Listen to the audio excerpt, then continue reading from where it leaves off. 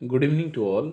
आप सभी लोगों का हमारे चैनल में स्वागत है। अगर आपने हमारे चैनल को लाइक एंड सब्सक्राइब नहीं किया है तो प्लीज़ लाइक एंड सब्सक्राइब करें एंड बेल आइकन का बटन ज़रूर प्रेस करें। देखो, जैसे हमने क्लास में जो डिस्कस किए हैं, जो चीज़ें डिस्कस की हैं, उनमें हम कहीं न कहीं प्रेगनेंसी डिस्कस कर चुके हैं, लेबर कर चुके हैं, चाइल्ड बर्थ कर चुके हैं और पोस्टपार्टम पीरियड को हम डिस्कस कर चुके हैं। तो थोड़ी थोड़ी चीज़ें जो है इसमें हमारे इस टॉपिक से रिगार्डिंग हमारे लगभग 110 112 क्वेश्चंस हैं। टोटल हमारे ओबीजी को 300 क्वेश्चंस हैं। 300 क्वेश्चंस को हम धीरे धीरे आराम से डिस्कस करने की कोशिश करेंगे भाई। देखो, सबसे पहले जो बात समझनी है वो ये बताई गई है इसमें कि अनकॉम्प्लिकेटेड प्रेगनेंसी के रिगार्डिंग बताया गया है कि अनकॉम्प्लिकेटेड जो प्रेगनेंसी होती है वो कैसी। अनकॉम्प्लिकेटेड का मतलब ये है कि उसमें किसी भी तरह का कोई कॉम्प्लिकेशन नहीं हुआ है, नॉर्मल लेबर हो गया है, नॉर्मल उसमें जो है लेबर भी ठीक से हो गया और प्रेगनेंसी में कोई दिक्कत नहीं रही है, माँ को किसी भी समस्या नहीं हुई है। लेबर लेबर में हम देख चुके हैं कि लेबर की 4 स्टेज होती हैं। फर्स्ट स्टेज है, सेकंड स्टेज है, थर्ड स्टेज है, फोर्थ स्टेज है। फोर्थ स्टेज जो है जैसे कि फर्स्ट स्टेज है, फर्स्ट स्टेज में बच्चे कंफ्यूज होते हैं कि भाई फर्स्ट स्टेज जो है आपकी कहाँ से कहाँ तक होती है। तो फर्स्ट स्टेज आपकी जो होती है जो आपके ट्रू लेबर पेन से स्टार्ट होती है।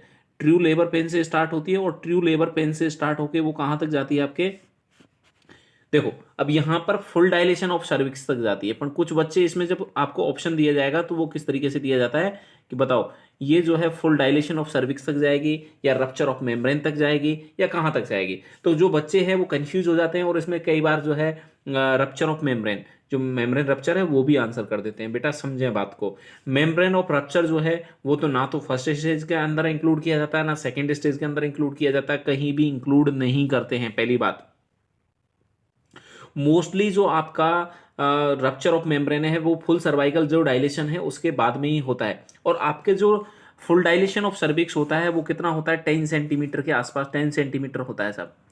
10 सेंटीमीटर जो है फुल डायलेशन ऑफ सर्विक्स होता है। जब 4 सेंटीमीटर तक डायलेट होता है तो इसे हम लेटेंट फेज बोलते हैं सर्वाइकल डायलेशन की। और जब 4 सेंटीमीटर के ऊपर जब जाता है तो इसे हम क्या बोलते हैं, एक्टिव फेज बोला जाता है। तो इस तरीके से 2 फेज के अंदर जो है आपका सर्वाइकल डायलेशन कंप्लीट होता है। तो इस तरीके से हम इसको जानते हैं, लेबर को समझते हैं। सेकंड स्टेज में जो है बच्चे कंफ्यूज नहीं होते हैं सेकंड स्टेज में। थर्ड स्टेज की बात करें तो थर्ड स्टेज कब से स्टार्ट होती है, जैसे बच्चा डिलीवर होता है बच्चे के डिलीवरी के बाद में स्टार्ट हो जाती है और प्लेसेंटा के जो है निकलने तक होती है। और मोस्टली इसकी जो ड्यूरेशन होती है वो 15 से 20 मिनट की इसकी ड्यूरेशन होती है। अब इसमें कंफ्यूज नहीं होना, प्रीमी ग्रेविडा हो चाहे मल्टीपैरा हो चाहे कुछ भी हो, दोनों में जो इसकी ड्यूरेशन होती है वो 15 से 20 मिनट की होती है। अगर हम मैन्युअली अगर थोड़ा बहुत कुछ एफर्ट करते हैं तो 2-5 मिनट का फर्क पड़ता है, 2-5 मिनट जल्दी करवा सकते हैं, बट आपको नॉर्मली 15 से 20 आंसर करना होता है। ये भी क्वेश्चन कई बार पूछ लिया जाता है। अगली जो कहानी है वो है आपकी फोर्थ स्टेज ऑफ लेबर की। और फोर्थ स्टेज ऑफ लेबर में आपको ये ध्यान रखना है बेटा, फोर्थ स्टेज ऑफ लेबर कब से कब तक होती है, तो जैसे ही प्लेसेंटा डिलीवर होती है तब से स्टार्ट होती है और 1 घंटे की ड्यूरेशन की जो फेज होती है उसे हम क्या बोलते हैं, फोर्थ स्टेज बोलते हैं। फोर्थ स्टेज के अंदर हम क्या करते हैं, नॉर्मली मॉनिटरिंग कर रहे होते हैं कि किसी तरह का कोई कॉम्प्लिकेशन तो नहीं हो रहा है, कोई ज़्यादा ब्लीडिंग तो नहीं हो रही है, ठीक है ना। पेशेंट को जो है अगर ज़्यादा ब्लीडिंग हो रही है तो कहीं हाइपोवोलेमिया में तो नहीं जा रहा है, शॉक की कंडीशन में नहीं जा रहा है, वाइटल्स में किसी तरह का डिस्टर्बेंस तो नहीं है। ये सारी कंडीशन जो हम असेस करते हैं वो हमारी ऑब्जर्वेशनल फेज के अंदर करते हैं। क्योंकि फोर्थ स्टेज को हम क्या बोल सकते हैं बेटा, एक क्वेश्चन बनता है कि फोर्थ स्टेज को हम क्या बोल सकते हैं, तो फोर्थ स्टेज को हम ऑब्जर्वेशनल स्टेज के नाम से भी जानते हैं। तो ये एक ऑब्जर्वेशनल स्टेज भी हो सकती है आपकी। तो इस तरीके से ये कहानी आपकी हो जाती है। उसके बाद में चाइल्ड बर्थ हो चुका है, उसके बाद में आपकी चलती है पोस्टपार्टम पीरियड। क्वेश्चन आता है पोस्टपार्टम पीरियड से और बढ़िया क्वेश्चन क्या बनता है कि भाई पोस्टपार्टम पीरियड है उसका ड्यूरेशन कितना होता है, ए, बी, सी और डी, 4 ऑप्शन हमारे पास में होते हैं। और पोस्टपार्टम पीरियड का जो आपसे पहला दिया जाएगा, ये दे दिया साहब आपका लो 6 मंथ दे दिया, 6 मंथ आ गया। उसके बाद में आपका 12 महीने आ गया, उसके बाद में आपके 18 महीने हो गए और उसके बाद में आपका जो है नन ऑफ द अबोव हो गया। तो आपका आंसर बेटा कई बार यहाँ गड़बड़ कर देता है और ये मंथ में दे दिया होता है। बेटा मंथ नहीं होके इसके अंदर जो इसकी ड्यूरेशन होती है परफ्यूरियम पीरियड की, वो आपकी परफ्यूरियम पीरियड जो होता है आपका वो होता है 6 महीने का, 6 वीक का, 6 महीने का नहीं होता है। तो इसका आंसर जो होता है आपका परफ्यूरियम पीरियड का वो होता है बेटा 6 वीक होता है। इसके अंदर परफ्यूरियम पीरियड के अंदर होता है क्या, तो परफ्यूरियम पीरियड के अंदर आपका लोकिया जो है, जिसे हम लोचिया या लोकिया जिसे बोलते हैं, वो निकलता है, ठीक है ना। और क्या होता है सर, इसके अंदर इन्वोल्यूशन होता है। एक तो लोचिया होता है। लोकिया की ड्यूरेशन कितनी होती है? तो नॉर्मली इसकी ड्यूरेशन जो होती है 14 से लेके 21 डेज होती है। तो कई बार ऑप्शन में कैसे लिखता है, सुनना, क्वेश्चन बढ़िया से आता है और क्वेश्चन को समझे पहले। क्वेश्चन कैसे पूछ लिया जाता है, वो नॉर्मली क्या लिख के देगा कि normal duration of the lochia is, या up to, normal duration of lochia up to कब तक होगी। तो पहला ऑप्शन दे दिया 21 वीक, दूसरा ऑप्शन दे दिया 8 वीक, तीसरा दे दिया 14, और 5 जो चौथा ऑप्शन दे दिया वो दे दिया 3। क्या होगा आंसर? क्योंकि हमने 21 दिन पढ़े होते हैं और 21 दिखते ही हम आंसर कर देते हैं, जो कि गलत हो जाएगा क्योंकि पीछे मैंने वीक लिखा है। अब 21 दिन में कितने वीक बनते हैं? जब एक वीक में 7 दिन होते हैं तो 21 दिन में 3 वीक बनते हैं, तो बढ़िया आंसर जो है आपका 3 वीक हो जाएगा। तो इस तरीके से कई बार जो है कन्फ्यूजन होते हैं और बच्चे इस तरीके से नेगेटिव मार्किंग में जाते हैं। उन चीज़ों से आपको बचना है, इन चीज़ों को समझेंगे तो आप अच्छे से मार्किंग ला सकते हैं। अच्छा, एक कंडीशन तो होती है आपकी परफीरियम पीरियड के अंदर, जिसे हम बोलते हैं इन्वोल्यूशन। क्या बोलते हैं उसे? इन्वोल्यूशन। इन्वोल्यूशन का मतलब ये होता है कि आपके जो रिप्रोडक्टिव ऑर्गन्स हैं, जो प्रेगनेंसी के अंदर उनकी साइज शेप के अंदर चेंजेस हो चुके थे, कभी हाइपरट्रोफी हाइपरप्लेजिया जो हुए थे, वो अपनी नॉर्मल स्टेज, नॉर्मल अवस्था के अंदर जो परिवर्तित होते हैं या प्री प्रेगनेंसी स्टेज में जो आना, उनका क्या कहलाता है भैया? इन्वोल्यूशन कहलाता है। और कई बार क्या कंडीशन होती है, वो अपनी नॉर्मल अवस्था में नहीं आ पाते हैं, जिसे हम एक टर्म से जानते हैं, जिसे हम क्या बोल सकते हैं बेटा? सब इन्वोल्यूशन की टर्म से डिनोट कर सकते हैं। और कई बार क्या होता है, वो बहुत ज़्यादा उनके अंदर इन्वोल्यूशन हो जाता है, मतलब हद से ज़्यादा, नॉर्मल से भी ज़्यादा वो सिकुड़ जाते हैं, उस कंडीशन को हम बोलते हैं सुपर इन्वोल्यूशन। ये तीनों टर्म याद रखेंगे हम, सुपर इन्वोल्यूशन टर्म के नाम से हम जानते हैं। तो इस तरीके से जो हमारी कहानी है ये ख़त्म हो जाती है। उसके बाद हम आगे बढ़ते हैं, हम क्वेश्चनों को करते हैं। 66 से क्वेश्चन करेंगे, हमारे पास में ये क्वेश्चन 100 हैं, और 100 क्वेश्चंस को जब हम कंप्लीट करेंगे तो इसमें और भी हमारा जो है लिंक अप कर पाएंगे हम अपनी क्लास से। तो प्लीज़ क्लास के साथ में आपको कोऑपरेट करना है। क्लास की जो चीज़ें पढ़ाई गई हैं उन्हें यहाँ पर जो है आप कोऑपरेट करें, उन चीज़ों को एक कोऑर्डिनेशन में लेके आएँ, जिससे हम और आप मिलके जो है इन चीज़ों को बहुत अच्छे से क्लियर कर पाएँ। पहला क्वेश्चन देखते हैं। At her first visit to the prenatal clinic, ठीक है, a client tell the nurse she is ambivalent. A, अब यहाँ पे बात समझना है, एक एक मीनिंग समझ जाओगे तो इसको क्वेश्चन को करना बहुत ज़्यादा टफ नहीं रहेगा। कि एक पहली विजिट है, महिला पहली बार दिखाने आई है, प्रीनेटल क्लिनिक है, उस पर दिखाने आई है। Client tell the nurse she is ambivalent, और वो नर्स को क्या बता रही है कि वो एम्बिवेलेंस स्थिति में है। एम्बिवेलेंस का मतलब सही है, गलत है, सही है या गलत है, मतलब एक द्वंद्व वाली स्थिति है, उसको हम एम्बिवेलेंट कंडीशन बोल सकते हैं। कि उसे कंटिन्यू करनी चाहिए प्रेगनेंसी को या नहीं करना चाहिए, कैसा होगा, क्या होगा, उसके रिगार्डिंग वो क्या है? एम्बिवेलेंट है। Why does the nurse conclude that the client is experiencing a crisis, मतलब क्या है जिससे आपको पता लगे कि जो पेशेंट है वो एक क्राइसिस की कंडीशन में है। Mood change occur during the pregnancy, ठीक है ना। तो अगर मैं बात करूं बेटा कि मूड चेंज होता है क्या,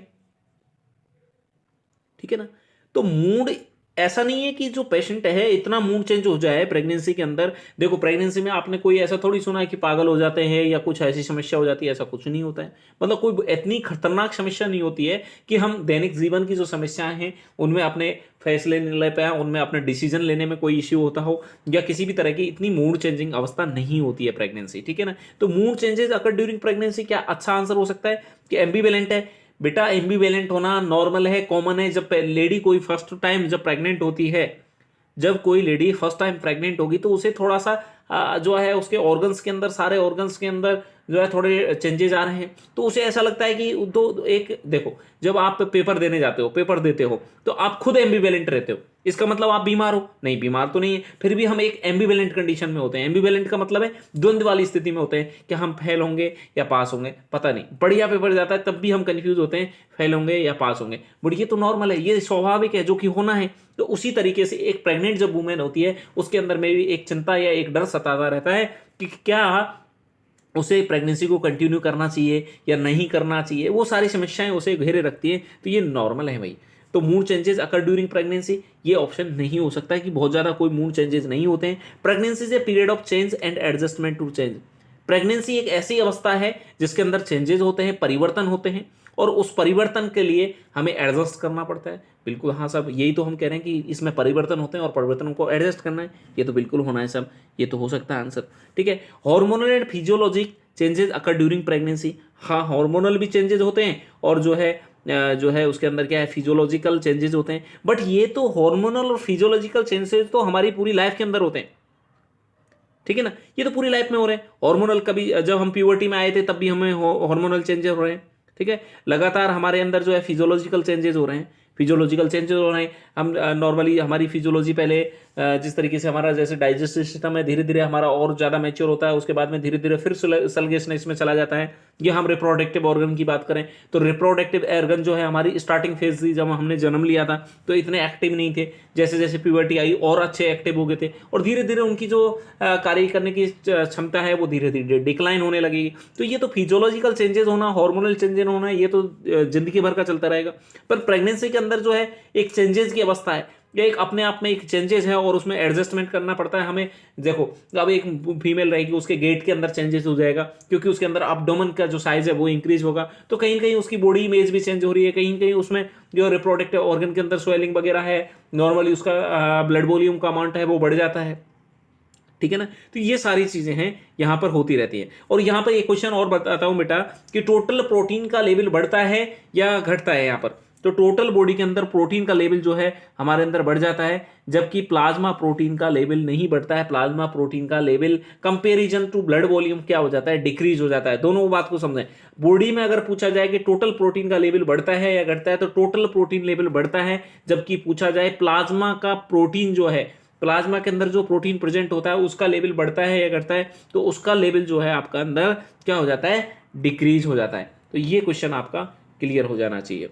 तो इसके अंदर अच्छा, pregnancy changes the future parent relationship with each other, कि फ्यूचर के जो पेरेंट के जो रिलेशंस हैं उनको क्या कर देगी, कहीं कहीं चेंज जो है दिक्कत कर देगी, ठीक है ना। तो ऐसा कुछ नहीं है, ऐसा तो बढ़िया आंसर इसका यही हो सकता है कि जो प्रेगनेंसी है वो एक चेंज की अवस्था है, एक चेंजेस की है और वो एडजस्टमेंट होना लाइफ में बहुत ज़्यादा जरूरी है साहब। चलते हैं तो अगले क्वेश्चन की तरफ अगर हम बढ़े तो अगले क्वेश्चन की तरफ बढ़ जाते हैं।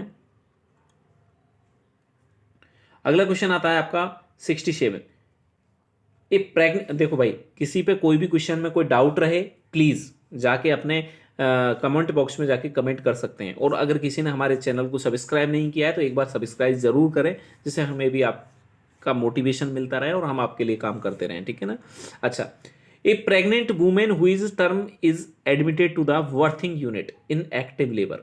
समझे बात को, एक प्रेग्नेंट महिला है, ठीक है, एक गर्भवती महिला है जो कि टर्म पर है, मतलब कि अब वो टर्म आ चुका है, जो डिलीवरी का लेबर का जो टाइम है वो आ चुका है, वर्थिंग यूनिट में उसे ले भी लिया है और वो एक्टिव लेबर के अंदर है। बहुत बढ़िया, एक्टिव लेबर के अंदर है, एक्टिव लेबर के अंदर है। एक्टिव लेबर का मतलब भी आप समझ चुके होंगे, एक हमारे जो फर्स्ट स्टेज ऑफ लेबर होती है उसमें लेटेंट फेज होती है, एक्टिव होती है, ये क्लियर है। She is excited about the anticipated birth, वो एक्साइटेड है किसके लिए, बर्थ के लिए, बच्चे के लिए, कि बच्चा होने वाला है, उसके लिए थोड़ा एक्साइटमेंट है उसके, because she has 3 sons and the amniocentesis indicate that she will have a girl, कि सी एक्साइटेड, वो बहुत ज्यादा एक्साइटेड है।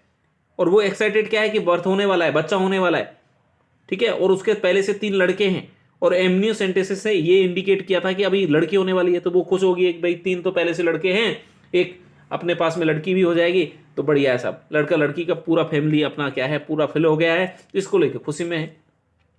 Which factor in the client history alert the nurse that the newborn will be risk for the complication? इनमें से कौन सी चीज है, 4 ऑप्शन दिए गए, इनमें से कौन सी चीज है जिससे आपको लगे कि यहां पर दिक्कत हो सकती है। हर मेम्ब्रेन रप्चर 2 आवर एगो, कि जो मेम्ब्रेन है वो रप्चर हो गई है 2 घंटे पहले। तो भाई 2 घंटे पहले हुई है तो कोई बड़ी वाली बात नहीं है, क्योंकि इतना टाइम पीरियड लगता है, कोई इश्यू वाली बात नहीं है। 24 घंटे से ज्यादा होने लगते हैं, ठीक है ना, तब क्या होता है भाई, इन्फेक्शन के चांसेस ज्यादा होने लगते हैं। तो ठीक है, ये तो ठीक है। Her first child was diagnosed with the haemophilia, अगर पहला बच्चा हीमोफीलिया के साथ में जन्म ले भी लिया है तो ऐसा नहीं है कि ये हीमोफीलिया पहले बच्चे को हुई तो दूसरे को भी होगी, तीसरे को भी होगी, चौथे को भी होगी। अगर ऐसा होता तो दूसरे तीसरे की तो इसने बोला ही नहीं है। इसके पहले से 3 लड़के हैं और 3 लड़के में से पहले जो लड़का है उसको हुआ है, फर्स्ट चाइल्ड को हुआ है, दूसरे तीसरे को नहीं हुआ है। तो इसमें कहीं भी नहीं लिखा हुआ है कि भैया जो हीमोफीलिया होता है वो ट्रांसमिट होता है दूसरे बच्चों को, ऐसा तो बिल्कुल भी नहीं है। She use NSAID for frequent sinus headache, कि उसे हेडेक होता है उस महिला को, उस गर्भवती महिला को क्या होता है, समस्याएं हेडेक की, और इसके लिए वो NSAID खाती है। She had a placenta previa in the previous pregnancy, अगर पहली प्रेगनेंसी में प्लेसेंटा प्रीविया हुआ तो ऐसा नहीं है कि अगली प्रेगनेंसी में प्लेसेंटा प्रीविया हो। पहली प्रेगनेंसी में एक्टोपिक प्रेगनेंसी हुई थी तो ऐसा नहीं है कि भैया दूसरी प्रेगनेंसी में भी एक्टोपिक प्रेगनेंसी होगी, ठीक है ना। तो ये कोई चीजें सिमिलर तो है नहीं कि ये होना ही है। तो पहली प्रेगनेंसी में जो गई प्रेगनेंसी उसमें प्लेसेंटा प्रीविया हुआ है तो इस प्रेगनेंसी से उसका कोई लेना देना नहीं है, तो ये तो ठीक है, बच्चा रिस्क पे नहीं है। अभी 2 घंटे इसे रप्चर हुए हैं मेम्ब्रेन तो भी कोई दिक्कत वाली बात नहीं है। और पहले बच्चे को हीमोफीलिया हुआ है उससे भी कोई समस्या नहीं है। दिक्कत क्या है बेटा, अभी उसने जो है अभी इसी प्रेगनेंसी के अंदर NSAID खाए, और NSAID का मतलब है non steroidal anti inflammatory drug, non steroid anti inflammatory drug, जो इन्फ्लामेशन है उनके लिए भी देते हैं और हेडेक में भी काम आएगी। तो हेडेक के लिए उसने ये मेडिसिन ली है। ये सारी की सारी जो मेडिसिन है NSAID जो होती है वो OTC के अंदर काउंट की जाती है। OTC क्या होता है, ओवर द काउंटर मेडिसिन होती है, ठीक है। ओवर द काउंटर मेडिसिन का मतलब क्या होता है, जिसमें डॉक्टर के प्रिस्क्रिप्शन की जरूरत नहीं होती है। आप डायरेक्टली जाके मेडिकल स्टोर पे जाके अगर दवाई मांगोगे तो वो आपको नॉर्मली दे देगा। जबकि कुछ ऐसी मेडिसिन जैसे कि आप सेडेटिव लेने जाए या हिप्नोटिक्स लेने जाए तो आपको कभी नहीं देगा। आपसे पहले वो क्या करवाएगा, डॉक्टर का प्रिस्क्रिप्शन मांगेगा। अगर डॉक्टर का प्रिस्क्रिप्शन है तो उसके बाद में ही वो ऐसी मेडिसिन देगा। बट OTC इजीली अवेलेबल हो पाती है डॉक्टर के प्रिस्क्रिप्शन। अब देखो भाई, अगर प्रेगनेंसी में कोई महिला है, कोई मेडिसिन खा रही है, अगर डॉक्टर के प्रिस्क्रिप्शन से खा रही है तो क्या होगा, डॉक्टर को नॉलेज है कि कौन सी मेडिसिन जो है प्रेगनेंसी में देनी चाहिए और कौन सी नहीं देनी चाहिए। तो वो ऐसी मेडिसिन नहीं देगा जिससे बच्चे पर कोई इफेक्ट आए ड्यूरिंग प्रेगनेंसी, समझ रहे हो। बट OTC है, OTC तो जाएगा और OTC तो दे देगा, और OTC की वजह से क्या है, बच्चे के अंदर बहुत सारी प्रॉब्लम्स हो सकती हैं, तो उन प्रॉब्लम कर सकती है। तो यहाँ पर हमें ये छांटना था कि कौन सी इसमें से 4 ऑप्शन हैं जिनमें से कौन सी चीज़ है जो कि बच्चे को सब अफेक्ट कर सकती है। तो NSAID जो है इस प्रेगनेंसी के अंदर क्या कर सकती है बेटा, अफेक्ट कर सकती है। तो ये बढ़िया आंसर यहाँ पर हो सकता है। अगले क्वेश्चन तरफ बढ़ते हैं। अगला क्वेश्चन आपका आ जाता है 68। देखो, a couple who recently immigrate from the Israel से एक कपल है वो आया हुआ है। A nurse in the prenatal clinic that they are concern about the genetic disease that is prevalent among the Jewish people, मतलब वो जहां से आए हैं, इजराइल से जहां से आए हैं वहां के लोगों में जो है एक प्रॉब्लम है भाई, जेनेटिक डिजीज है जो वहां बहुत ज्यादा है। प्रेवलेंट का मतलब है पहले नए केसेस पुराने केसेस सब होते हैं, प्रेवलेंस रेट निकालते हैं ना, प्रेवलेंट इंसिडेंट नए नहीं है, वहां पर नॉर्मल समस्या है genetic. Which genetic blood test should the nurse recommended to determine the possibility of the their child inheriting the disease, कौन सा टेस्ट करें, समझ रहे हो, कौन सा टेस्ट करें जो कि जो है बच्चे के अंदर आ सकती है, उसके लिए कौन सा ब्लड टेस्ट करें, समझ रहे हो। तो सबसे ज्यादा इजराइल का पूछा है आपको, यहाँ का इसमें ज्यादा हमारी इंपॉर्टेंस नहीं रह जाती है हमारी कंट्री के हिसाब से, हमसे नहीं पूछता है वैसे तो, ठीक है ना। तो यहाँ पे एक डिजीज होती है जिसका नाम है टे सेक्स डिजीज, ये ज्यादा चांसेस बन जाते हैं, ठीक है ना। पढ़ लो आप, पर इतना ज्यादा टेंशन नहीं लेना है। टेंशन क्यों लेना है वो भी मैंने बता दिया आपको, ठीक है। आगे बढ़ते हैं सर, अगले वाले क्वेश्चन की तरफ बढ़ते हैं, क्योंकि इंडिया में इसका कोई ज़्यादा सिग्निफिकेंस रह नहीं जाता है। अगला क्वेश्चन आता है आपका 69। A nurse is teaching a child birth class to group of the pregnant women. One of the women asked the nurse at what point during the pregnancy does the embryo become a foetus, कौन से point पे जो है embryo से जो है foetus बन जाता है, how should the nurse respond. अब ये तो मैंने आराम से पढ़ा रखे हैं आपको कि ओव्यूलर पीरियड क्या होता है, एम्ब्रियोनिक पीरियड क्या होता है और आपका फीटल पीरियड क्या होता है। इसमें भी अगर आपको दिक्कत है तो भाई फिर क्या कर सकते हैं अपन, इसमें दिक्कत नहीं होनी चाहिए। 0 से 2 वीक का समय जो होता है आपका ओव्यूलर पीरियड होता है, उसके बाद में 2 से 8 वीक का जो समय होता है वो क्या होता है आपका एम्ब्रियोनिक पीरियड होता है, और आफ्टर 8 वीक के बाद में जो पीरियड निकलता है वो आपका फीटल पीरियड होता है। तो यहाँ दिया है कि during the 8th week of the pregnancy, कि 8 वीक की जो प्रेगनेंसी होती है वो एम्ब्रियोनिक पीरियड होता है, बिल्कुल। At the end of the second week of the pregnancy, ठीक है ना, या सेकेंड वीक जो है प्रेगनेंसी का, at the end of the second week of the pregnancy, कि प्रेगनेंसी का सेकेंड वीक खत्म हो गया है, तो सेकेंड वीक जब खत्म होता है तो आपका एम्ब्रियोनिक पीरियड स्टार्ट हो जाता है। सेकेंड वीक जैसे ही खत्म होगा 2 से 8 वीक का जो पीरियड होता है वो क्या कहलाता है, एम्ब्रियोनिक पीरियड कहलाता है, ठीक है।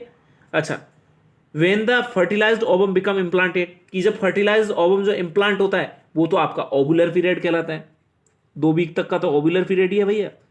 आपका जो इम्प्लांटेशन अकर होता है वो 6 से 7 डे होता है, और कंप्लीटेड इंटरस्टिशियल इम्प्लांटेशन जो कंप्लीट होता है वो 11th डे पे कंप्लीट हो जाता है।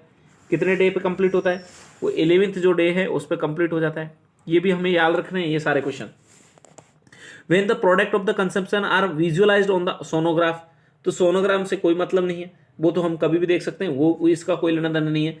तो ये सारे गलत हो गया। जब आपका 8 वीक का पीरियड खत्म हो जाएगा, during the 8 week of the pregnancy जब कंप्लीट हो जाएगी, हाउ, देखो इसमें क्या लिखा हुआ है आपका, सीधा लिखा हुआ है कि how should the response nurse work, किस पॉइंट के बाद में, तो किस पॉइंट के बाद में, जब 8 वीक का पीरियड जो है वो खत्म हो जाएगा, उसके बाद में जो पीरियड कहलाएगा वो आपका फीटल पीरियड कहलाएगा, ठीक है ना। तो इसका बढ़िया आंसर जो हो सकता है आपका 1 नंबर हो सकता है, ठीक है ना। तो कंफ्यूज नहीं होना है, इन चीज़ों को समझना है और फिर अच्छे से आंसर करने की कोशिश करनी है। नेक्स्ट क्वेश्चन की तरफ बढ़ते हैं, और आपका जो नेक्स्ट क्वेश्चन आता है वो आता है 70 नंबर वाला। देखते हैं, एक क्लाइंट एट 35 वीक, कितने पे, 35 वीक है gestation, ask nurse why the breathing जो है हैज बिकम मोर डिफिकल्ट। आप खुद सोचो, 35 वीक की प्रेगनेंसी है, 36 वीक की प्रेगनेंसी, जैसे जैसे प्रेगनेंसी बढ़ती है आपको पता होना चाहिए बेटा कि ये क्या है, आपका जो फंडल हाइट है, फंडस है, जो माँ का अब्डोमन है उसमें ऊपर तक जा रहा है ये, और ऊपर क्या होता है, यहाँ डायफ्राम होता है, डायफ्राम को ऊपर धक्का लग रहा है, अपार्ट डायरेक्शन में जा रहा है आपका डायफ्राम। अब डायरेक्शन में ऊपर धक्का लगेगा तो लंग्स को फैलने के लिए जगह नहीं मिलेगी। अब जब लंग्स को जगह नहीं मिलेगी तो जो ब्रीथिंग है, ब्रीथिंग में डिफिकल्टी होगी। एक और क्वेश्चन बनता है यहाँ से बढ़िया वाला, क्या ड्यूरिंग प्रेगनेंसी क्या उसके अंदर रेस्पिरेटरी रेट के अंदर बढ़ जाती है या रेस्पिरेटरी रेट घट जाती है या अनअफेक्टेड रहती है। आज के पेपर में भी ये क्वेश्चन दिया था मैंने, ठीक है ना। तो ये क्वेश्चन याद हो जाना चाहिए कि रेस्पिरेटरी रेट पे किसी भी तरह का अफेक्ट जो है ड्यूरिंग प्रेगनेंसी नहीं आता है, मींस स्लाइट होता है, थोड़ा बहुत होता है, बट घटते, रेट की बात कर रहा हूँ बेटा, किसकी बात कर रहा हूँ, रेट की बात कर रहा हूँ। रेट डिस्टर्ब नहीं होती है, रेट जितनी नॉर्मल होती है लगभग उतनी ही पूरी प्रेगनेंसी के दौरान चलती है। दिक्कत आती है वो अलग चीज़ है, रेट में फर्क नहीं आता है। क्या मेरी बात समझ पाए हैं क्या? तो अब समझें आप क्वेश्चन को। The lower rib cage is more restricted, कि जो लोअर रिब केज है वो मोर रेस्ट्रिक्टेड हो जाता है इस दौरान, ठीक है ना। तो लोअर रिब केज होता है ना बेटा, उसमें तो धक्का लगता है, तो वो तो लास्ट वाली रिब केज है वो धक्का लगता है, मतलब उसके अंदर है ना भाई। देखो ऐसे ऐसे समझो, मैं समझाता हूँ इस क्वेश्चन को, इसको ऑप्शन को समझाते हैं कि आपकी ये स्टर्नम आ रही है, ये स्टर्नम आई आपकी, ठीक है, और स्टर्नम से ऐसे रिब्स निकली हुई है, ऐसे निकलती है ना रिब्स, ऐसे आपकी रिब्स निकली हुई हैं। अब यहाँ आपका फंडस जो है ऐसे आता है, फंडस ऐसे आ रहा होता है, तो ये जो आपके इसके नीचे आ जाता है ना, नीचे वाली रिब्स है उनके नीचे, तो ये तो फैलती है, नीचे वाला रिब्स में धक्का लगता है, जबकि डायफ्राम ऊपर की तरफ चला जाता है, तो ये रेस्ट्रिक्ट नहीं होती है लोअर रिब केज, ये तो फैल जाता है और ज़्यादा, उसमें धक्का लगे, ये तो और ज़्यादा फूल जाता है। समझ गई मेरी बात? अच्छा, उसके बाद में देखें दूसरा ऑप्शन क्या कहता है? दूसरा ऑप्शन कह रहा है कि your diaphragm have been displaced upward, कि जो डायफ्राम है वो ऊपर की तरफ जो है डिस्प्लेस्ड हो जाता है। बिल्कुल सही कह रहा है, अपनी जगह से छोड़ के ये ऊपर की तरफ जाता है। There is increase size of your lungs की साइज बढ़ेगी कहाँ भाई, वो तो उल्टी जो है उनके अंदर तो थोड़ा सा कम स्पेस मिल पाता है। There is an increase in the height of the your rib cage, ये हाइट जो है उनकी रिब केज की जो हाइट है वो बढ़ जाती है। क्या सही कह रहा है कि रिब केज की हाइट बढ़ जाती है क्या? तो रिब केज की हाइट बढ़ती है क्या? नहीं, मतलब अगर मैं बात करके चलूँ, इनलार्ज हो जाता है, मतलब एक तरीके से विड्थ में फर्क आता है, हाइट वाइट में कुछ रिब केज में फर्क नहीं आता है, हाइट नहीं बढ़ती है, जो चौड़ाई है ना वो थोड़ा सा बढ़ सकती है। तो इसके बढ़िया आंसर जो हो सकता है वो आंसर नंबर सेकंड हमारा जो है बढ़िया आंसर होगा। अगले क्वेश्चन की तरफ बढ़ते हैं, और आपका अगला क्वेश्चन जो आता है वो आता है 71, जो देख लेते हैं हम। A nurse at the prenatal clinic examine client and determine that her uterus has risen out of the pelvis, कि जो उसका यूट्रस है वो पेल्विस से बाहर निकल गया, is now an abdominal organ, at what week gestation does this occur, मतलब कब जो है abdominal ऑर्गन बन चुका होता है, कितने वीक की प्रेगनेंसी होती है, उस पर जो है माँ के अंदर जो यूट्रस है वो उसका पेल्विस से निकल के abdomen में चला जाता है। देखते हैं साहब, ऑप्शन देख लेते हैं, 8 वीक, 10 वीक, 12 वीक, 18 वीक। तो बढ़िया आंसर आपको सबको पता है, सबको मालूम है कि 12 वीक पे क्या हो जाता है, वो abdominal ऑर्गन बन जाता है।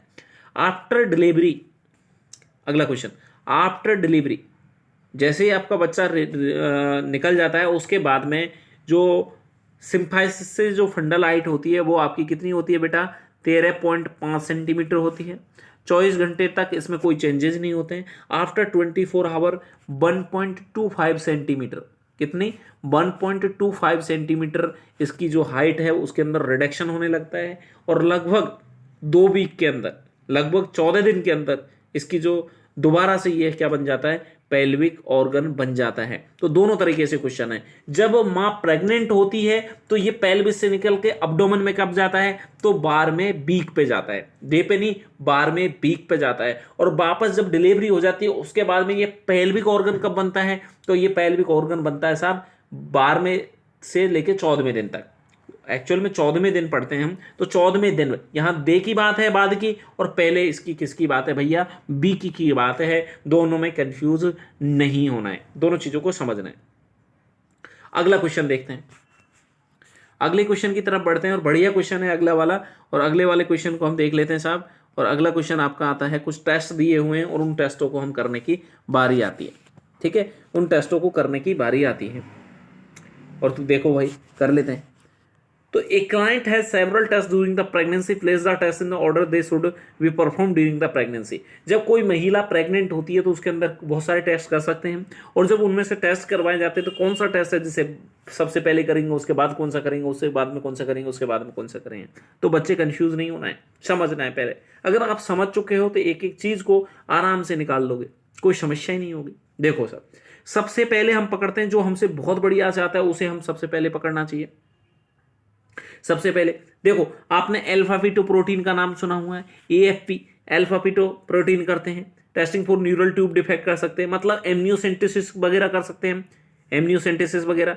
अच्छा, अब एमनियोसेंटेसिस की अगर मैं बात करना चाहूं, किसकी बात कर रहा हूं मैं, एमनियोसेंटेसिस की बात करना चाहूं, तो आप समझे साहब एमनियोसेंटेसिस कब करते हैं।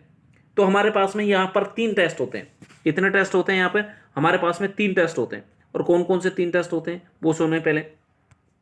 पहला, एक हमारे पास में होता है कॉर्डोसेंटेसिस। कौन सा होता है, कॉर्डोसेंटेसिस, एक टेस्ट है जिसका नाम है कॉर्डोसेंटेसिस। एक होता है कोरियोनिक विलस सैंपलिंग,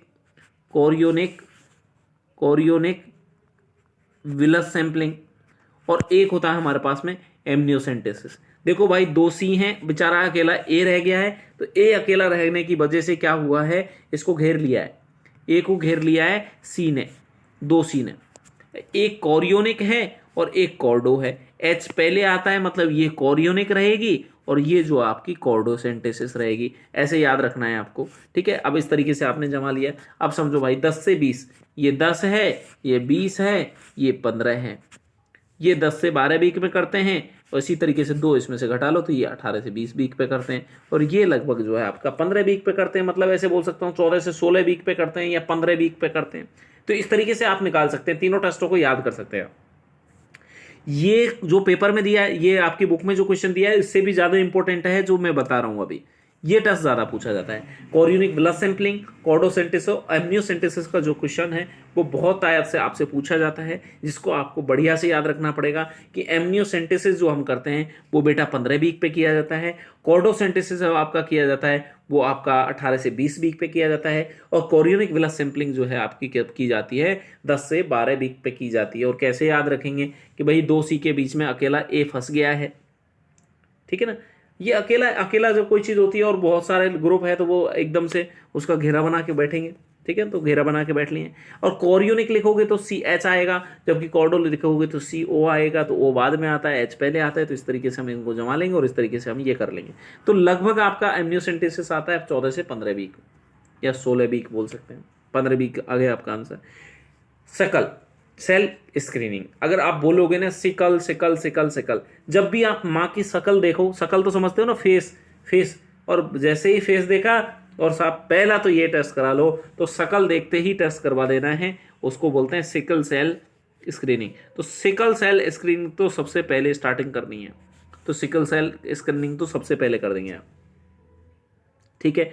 उसके बाद समझे आप फीटल मूवमेंट, यहां पर बच्चे बड़े कंफ्यूज होते हैं कि फीटल मूवमेंट टेस्ट जो है वो कब किया जाता है। सच बता रहा हूं, बहुत ज्यादा कंफ्यूज होते हैं, बेटा कंफ्यूज होने की जरूरत नहीं है, समझ रहे मेरी बात। फीटल मूवमेंट टेस्ट कब किया जाता है ये समझे पहले। जो आपका फीटल मूवमेंट जो टेस्ट किया जाता है, फीटल मूवमेंट टेस्ट का मीन्स ये नहीं है कि फीटल मूवमेंट मां के द्वारा कब सुने जा रहे हैं, हम टेस्ट बाहर से एग्जामिनर की बात कर रहे हैं। मां के द्वारा जो सुने जाते हैं ना, वो तो लगभग हमारा 16 वीक होता है, वो तो हमारा 16 वीक होता है। जो मल्टी होती है उसके अंदर 14 से 16 वीक में आ जाता है, और जो हमने प्रीमी होती है उसमें 18 से 20 वीक हो जाते हैं। तो 2 वीक ऊपर या 2 वीक नीचे चले जाते हैं, तो इसमें घबराने की बात नहीं है। पर 16 वीक माना जाता है किसके अंदर, फीटल मूवमेंट के लिए मां कब फील करेगी। और फीटल मूवमेंट का मां के द्वारा फील करना क्या कहलाता है, उसे हम क्यों बोलते हैं, क्यूकनिंग। उसे हम क्या बोलते हैं, क्यूकनिंग बोला जाता है। जबकि क्वेश्चन में जो लिखा हुआ है ना उसमें कंफ्यूज ना हो, ये फीटल मूवमेंट टेस्ट है और फीटल मूवमेंट टेस्ट नहीं है। Quickening is not a foetal movement test, इसमें मां फील कर रही है। हम जब बाहर से टेस्ट करें और बाहर से एग्जामिनर को फील हो, उसे हम बोलते हैं फीटल मूवमेंट टेस्ट। और जो फीटल मूवमेंट टेस्ट जो किया जाता है ना बेटा, वो किया जाता है 28 वीक पे। कितने वीक पे किया जाता है, 28 वीक पर जो है हम क्या कर देते हैं, फीटल मूवमेंट टेस्ट जो है परफॉर्म करते हैं। तो ये बात आपको समझ में आनी चाहिए, ये बात आपको समझ आनी चाहिए, ठीक है ना, ये क्लियर हो जाना चाहिए साहब।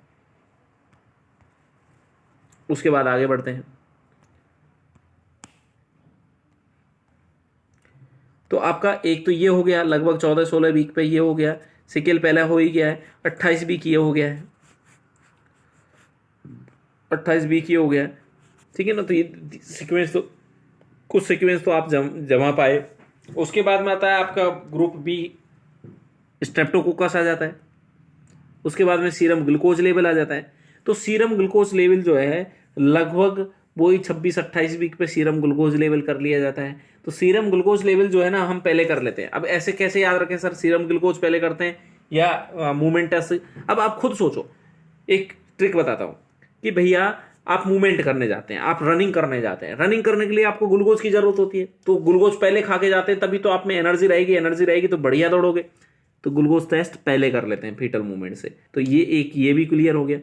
तो ये तो समझ में आ ही गया है कि सिकल सेल सबसे पहले हो गया, और इन तीनों टेस्टों में 14 पहले आ रहा है, 26 आ रहा है और 28 आ रहा है, ये भी क्लियर हो गया। एक बचा आपका ग्रुप बी स्ट्रेप्टोकोकस। कौन सा बचा आपका, ग्रुप बी स्ट्रेप्टोकोकस जो है आपका बचा हुआ है। और ग्रुप बी स्ट्रेप्टोकोकस जो टेस्ट किया जाता है वो लेट किया जाता है, और वो तभी किया जाता है, ये इन्फेक्शन है, बच्चा जब डिलीवर हो रहा होता है ना उस टाइम, और टर्म के आसपास किया जाता है ये ग्रुप बी स्ट्रेप्टोकोकस। तो ये ध्यान रखना है आपको, 2 एस है, एक सौ शकल देखी आपने और एक एस से स्ट्रेप्टोकोकस बनेगा। एक एस से शकल बन रही है और एक एस से स्ट्रेप्टोकोकस बन रहा है। S4 सिकल और S4 जो है स्ट्रेप्टोकोकस। शकल देखते टेस्ट कर दो, सबसे पहला टेस्ट है, और स्ट्रेप्टोकोकल का एड टर्म करेंगे स्टार्टिंग में और वो लास्ट में। तो ये हमारा जो है टर्म जब मतलब 36 से 38 वीक पे किया जाता है। तो 2 टेस्ट तो देखते ही हम कर देंगे इनको परफॉर्म, और देखते हैं कैसे किया। भैया आपने सबसे पहले दिखते ही आपने शकल सेल लिख दिया साहब 2 नंबर, और सबसे लास्ट में आपने क्या लिख दिया 3 नंबर, ठीक है। मूवमेंट्स आप मूवमेंट से पहले लिख लिया आपने ग्लूकोज, और ग्लूकोज से पहले भी अल्फा फीटो की 14 में आ रहा है, तो 2, 5, और उसके बाद में आपने क्या लिखा साहब 2, 5 हो गया। उसके बाद में हमने क्या लिख दिया, सीरम ग्लूकोज लिख दिया, ग्लूकोज के बाद में आपने मूवमेंट लिख दिया, और मूवमेंट के बाद में आपने 3 नंबर रख दिया। तो इस तरीके से इस क्वेश्चन का आंसर आप कर सकते हैं बेहतर तरीके से। अगर नहीं समझ में आया, कोई दिक्कत आ रही हो, तो प्लीज़ मुझे एक बार आप कमेंट बॉक्स में जाके आंसर करेंगे, या फिर जो भी आपकी समस्या है वो बता सकते हैं। चलो नेक्स्ट क्वेश्चन की तरफ बढ़ते हैं और आपका नेक्स्ट क्वेश्चन आता है 73। What information should a nurse include when counseling a pregnant client about the human deficiency virus testing? जब हम एक HIV टेस्टिंग की बातें कर रहे हैं तो HIV की जब टेस्टिंग करो तो आप क्या माँ को बताएंगे? Risk for passing of the virus to the foetus, कि बच्चा के लिए वायरस जा सकता है? हाँ बिल्कुल, वर्टिकल ट्रांसमिशन होता है। पहला क्वेश्चन तो ये पूछ लिया जाता है कि वर्टिकल ट्रांसमिशन क्या होता है। तो वर्टिकल ट्रांसमिशन का मीन्स ये होता है बेटा कि माँ से कोई भी चीज बच्चे के अंदर जाना वर्टिकल ट्रांसमिशन कहलाता है। अगर वो इन्फेक्शन जा रहा है तो भी वर्टिकल ट्रांसमिशन है, अगर कोई चीज जो है खाना है वो भी जा रहा है तो वो वर्टिकल ट्रांसमिशन है। जैसे हम एक चीज पढ़ते हैं कि कौन सा इम्यूनोग्लोबिन है जिसका वर्टिकल ट्रांसमिशन संभव है, तो वो है इम्यूनोग्लोबिन जी बोला जाता है। आईजीजी जो होती है उसका वर्टिकल ट्रांसमिशन होता है, मीन्स माँ से प्लेसेंटा के माध्यम से वो बच्चे को मिलती है, इसलिए उसे हम क्या बोलते हैं? Vertical transmission. तो पहली बात तो इसने बिल्कुल सही कही है। मीनिंग ऑफ पॉजिटिव और नेगेटिव टेस्ट रिजल्ट, कि जब हम टेस्ट करेंगे तो उसके जो रिजल्ट आएंगे वो नेगेटिव और पॉजिटिव के रूप में दो तरीके से आएंगे। बिल्कुल ये भी बात सही कह रहा है, क्योंकि इसके जो रिजल्ट होंगे वो दो तरीके से ही डिनोट किए जाएंगे, या तो रिजल्ट पॉजिटिव आएगा साहब और या रिजल्ट जो है इसका नेगेटिव आएगा। दूसरा है disclosure of the risk factor for, ये क्या रिस्क फैक्टर बता पाएगा ये टेस्ट? भाई इस टेस्ट से ये थोड़ी पता लगेगा कि रिस्क है या नहीं है, रिस्क नहीं बताएगा, रिस्क थोड़ी बताएगा, ठीक है ना।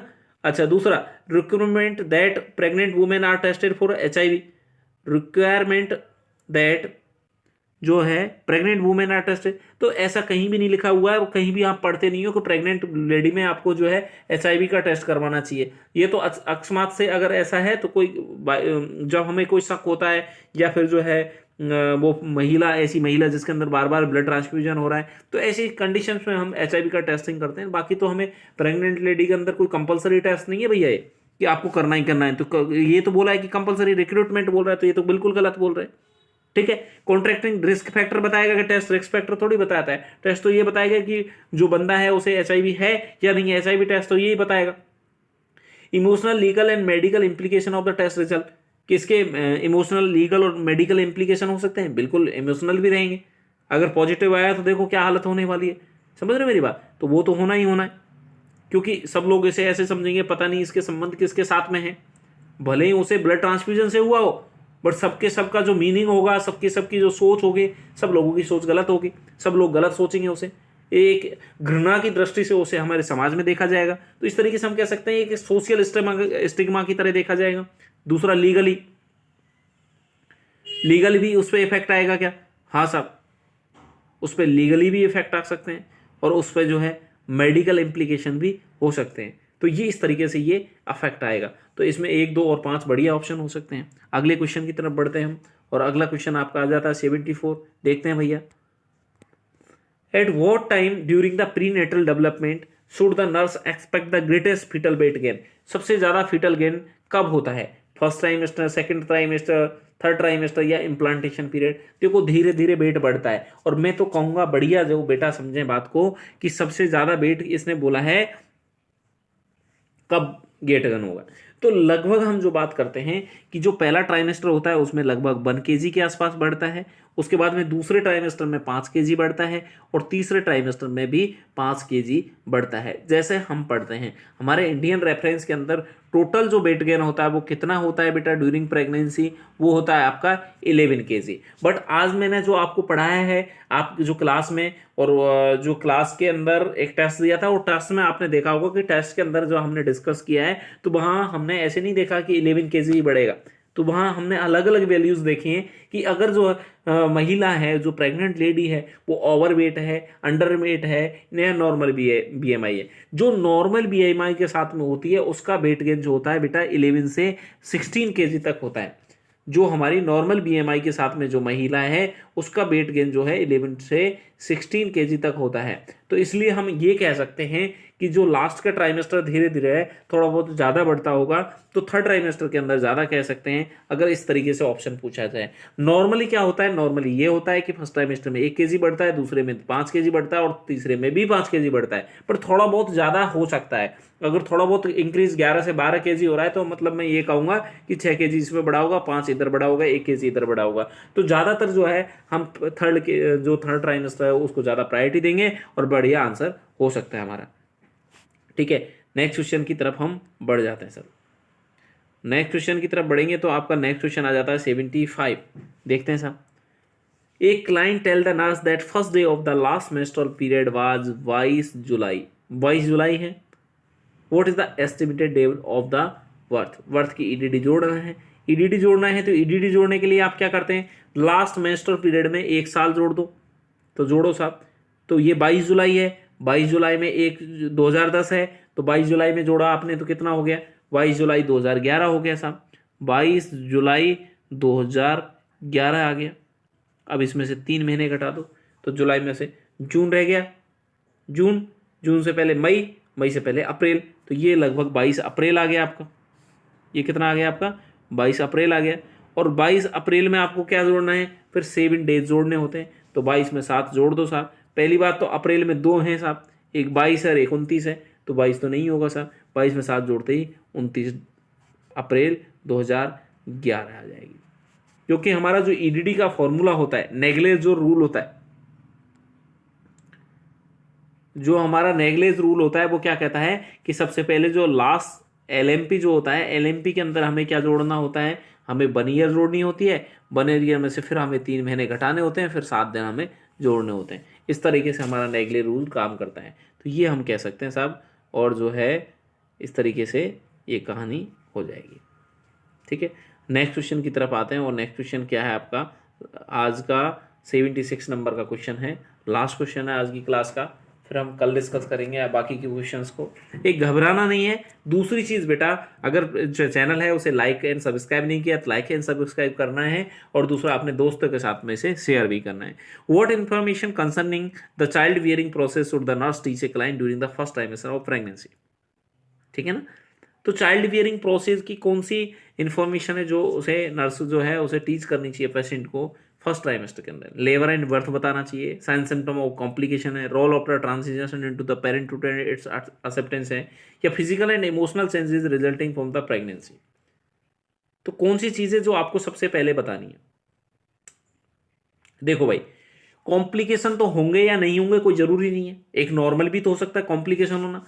लेबर और बर्थ तो भाई जो थर्ड ट्राइमेस्टर है उसके बाद में होने वाला है। ठीक है ना। जो पेरेंटहुड आएगा, पेरेंट तो आप तब बनोगे जब थर्ड स्टेज ऑफ लेबर खत्म, मतलब आपका जो है थर्ड ट्राइमेस्टर खत्म हो जाएगा और बच्चा डिलीवर हो जाएगा, उसके बाद में होंगे। कॉम्प्लिकेशन भी जरूरी नहीं है, बट इमोशनल चेंजेस आना, हमने पहला क्वेश्चन जो देखा वो यही देखा था, एम्बिवैलेंस कंडीशन होती है, मतलब ये तो होना ही होना है, इमोशनल चेंजेस होने ही होने। तो आपको जो फिजिकल और इमोशनल चेंजेस होंगे माँ को, उनके बारे में डिस्कस करेंगे।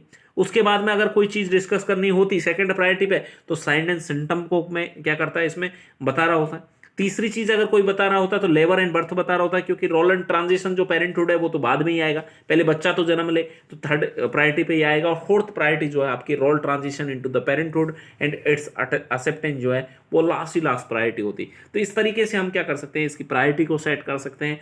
और आज की क्लास में आपको कैसा लगा ये हमें कमेंट में जाके बताइए। थैंक यू सो मच आज के लिए बेटा। अगर कोई चीज़ समझ नहीं आई हो तो आप हमें बता सकते हैं। ठीक है। और अगर आपने हमारे चैनल को जो है लाइक एंड सब्सक्राइब नहीं किया है तो प्लीज़ लाइक एंड सब्सक्राइब करें। Thank you so much.